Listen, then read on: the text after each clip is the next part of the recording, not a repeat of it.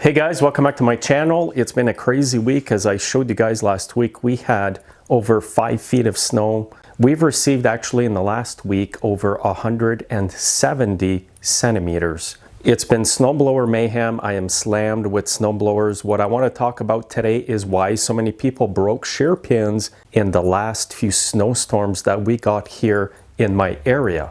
Now, these small shear pins are attached to the augers on the front of your machine. And they're usually located right here and right there on each side. And some other machines have pins like this. You'll mostly see these pins here on MTD products, Cub Cadet, Troy-Bilt, Yardworks, Remington. Now, the reason why there are shear pins on snowblowers is so that they break first. You want these pins to break first so that you don't damage more expensive parts like your auger gearbox right here. So I get a lot of calls from customers telling me, hey, you know what, I had my machine serviced by you this fall and now the augers aren't turning. They might call me and say, hey, you know what, we forgot a piece of wood in the lawn last fall after our renovations and we hit a piece of 2x4. So that's pretty obvious that that will break your pin. Hopefully the pin does break. If not, you will have some expensive repairs. Other calls that I get is, you know what, I've got a piece of newspaper stuck in the augers and now they won't turn. Now, the most memorable one that I remember is somebody had a basketball. Yes, a basketball was stuck in the impeller here and it wouldn't turn. And sometimes too, guys, the pins may get weakened over time. And they might just decide to break even if you didn't hit anything. It's just a culmination of hard work over the months. And eventually what that does is it breaks the pin, even if you didn't really hit something obvious. Now, these are the most preventable issues that I see that break shear pins. However, the main reason my customers were blowing shear pins left and right in our last 2 snowstorms here is because the snow that we are getting lately in the last several years is wet. It's not nice and fluffy like it used to be, guys. So what happens is a layer of ice forms at the bottom of the snow, and when the snowplow goes by, it leaves chunks of ice all the way across the driveways. Customers go through there with their machines. They don't realize the ice is there because it's underneath the snow, and you will automatically break your shear pins. So I can see how it can be confusing for customers because it's not like they hit a newspaper or a piece of wood, 2x4, etc. The ice is more insidious because it's hidden underneath the snow. So what I want to do here right now is take you outside. The plow just went by a little while ago. I cleaned some of the snow already, but I want to show you the chunks of ice that we get that will definitely break your shear pins. Even myself this winter with my Aaron snowblower with 5/16 shear pins, a bit bigger than the MTD ones here, I blew a whole lot of pins, more than usual. I blew more pins in the last 2 weeks than I blew in the last 2 years. So I live right off the highway here. When the plow goes through my street, I get everything right off the highway. All the bad stuff, guys. And look at all the ice chunks. Look at that. So this is where I end up breaking my shear pins, is when I blow the end of the driveway after the plow has gone by. Look at all the big chunks over here.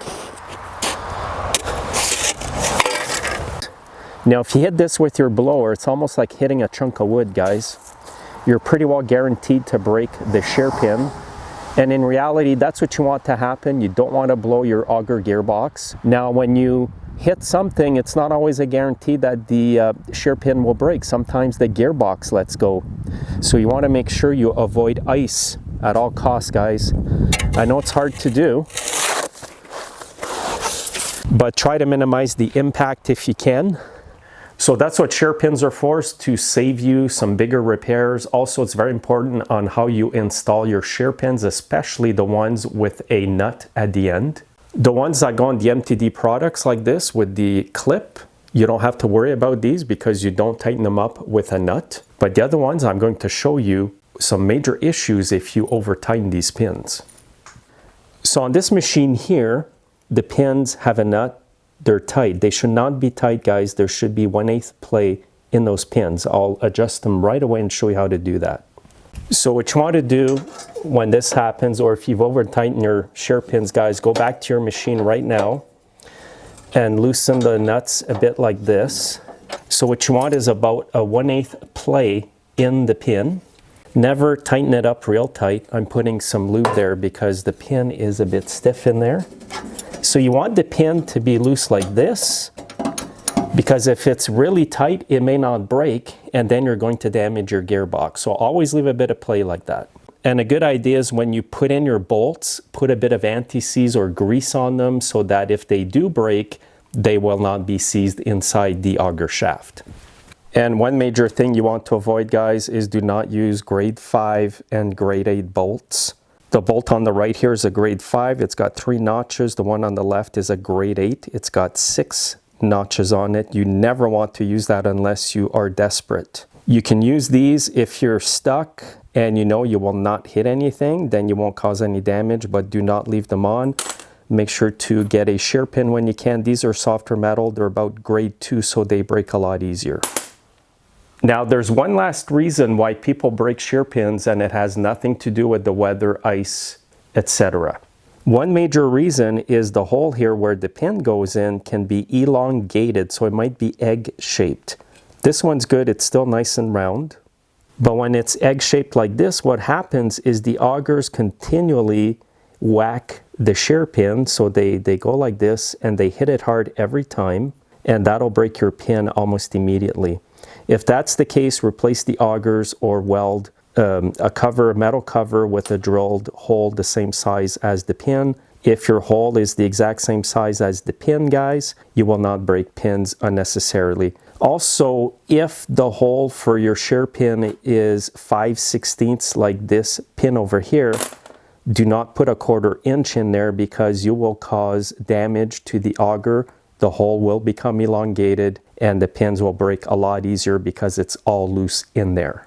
So again, just to reiterate, the number one issue why my customers broke a lot of shear pins in the last week or two is because we've been getting a lot of wet snow that creates ice. Number 2 is people are using the wrong shear pins, and number 3 can also be because the holes are elongated. If you've broken shear pins for any other reason, please comment below. Thanks for watching, guys, and have a great day.